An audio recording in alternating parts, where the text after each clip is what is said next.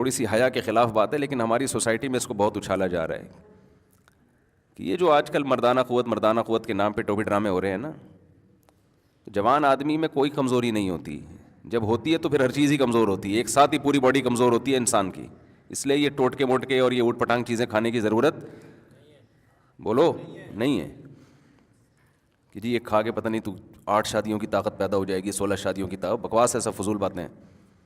جب تک چل پھر رہے ہو، بول رہے ہو، آنکھیں صحیح ہیں، کان صحیح ہیں، سونگنے کی طاقت صحیح ہے، ہضم کرنے کی طاقت ہے، تو ساری طاقتیں ٹھیک ہیں. جب کمزور ہو گئے تو ایک ساتھ ہی ہو گئے سارے، سب کچھ، ساری کمزوریاں ایک ساتھ ہی پیدا ہوتی ہیں. تو جب تک باقی باڈی ٹھیک ہے تو باقی بھی ٹھیک ہے. الگ سے پتہ نہیں کیا ہے کہ لے کے نسخے کھا رہے ہوتے ہیں، دوائیں کھا کے اپنے آپ کا بیڑا غرق کر رہے ہوتے ہیں. اس میں وہم زیادہ ہے لوگوں کو. اور اللہ نے ہر مسلمان میں 4 کی طاقت رکھی ہوئی ہے معذرت کے ساتھ. اس کے لیے کوئی بہت زیادہ ایکسٹرا کوئی صحت کی ضرورت نہیں ہے. مرد کو اللہ نے عورت سے زیادہ پاورفل بنایا اس معاملے میں. تو مرد ہی کیا ہے جس میں پاور عورت ہی کے برابر ہو. ایک عورت کے لیے ایک مرد کافی ہے، تو ایک مرد کے لیے بھی ایک عورت کافی ہے. تو دونوں میں کوئی فرق ہوا پھر؟ تو آدمی کس بات کا ہے بھائی تو؟ باقی کریں نہ کریں وہ آپ کا ہیڈیک ہے، وہ میں الگ ٹاپک ہے. وہ تو میں پھر سوسائٹی کی جو ضرورت ہے، معاشرے کی ضرورت ہے، بیوہ طلاق یافتہ، وہ تو میں اس پہ بات کرتا رہتا ہوں. لیکن یہ جو آج کل ہے نا کہ کمزوری، یہ ایسے نہیں ہے ایسے جیسے لوگوں نے سمجھ لیا ہے. سب صحت مند ہی ہیں.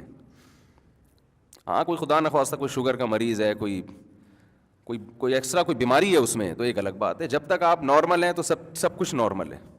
اس کے لیے حکیموں کے پاس، جو جعلی حکیم ہوتے ہیں نا، ان کے پاس مت جایا کرو، وہ بیڑا غرق کر دیں گے. جو پراٹھے ہضم کر رہا ہے نا، روٹی ہضم کر رہا ہے، گوشت ہضم کر رہا ہے، تو اس کا مطلب صحیح ہے، ٹھیک ہے. باقی نفسیاتی مسائل ہوتے ہیں لوگوں کے ساتھ، اس کو وہ، اب ایک آدمی کو غلط کاریوں کی عادت پڑ جائے. لوط علیہ السلام کی قوم کو لڑکوں سے بدفعلی کی عادت پڑ گئی تھی، تو ان کی عورت میں رغبت ختم ہو گئی، بیوی میں رغبت ختم ہو گئی.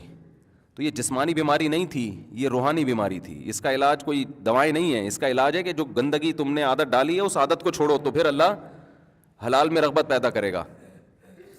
تو جو زانی لوگ ہیں، زنا کرنے والے، بدکاریاں کرنے والے، غیر عورتوں میں دلچسپی لینے والے، ان کی گھریلو لائف بہت خراب ہو جاتی ہے.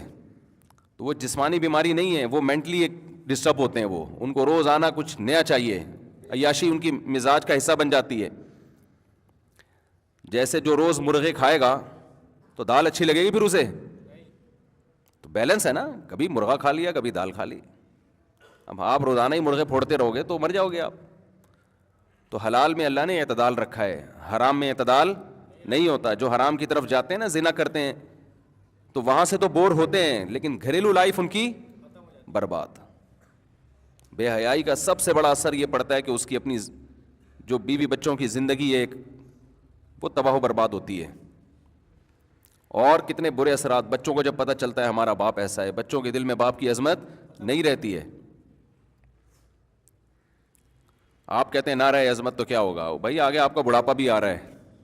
ابھی اولاد کو آپ کی ضرورت ہے، کل آپ کو اولاد کی ضرورت ہے، اور بہت جلد ہے. بڑھاپا کوئی ٹائم نہیں لگتا. کراچی میں تو اور جلدی آتا ہے.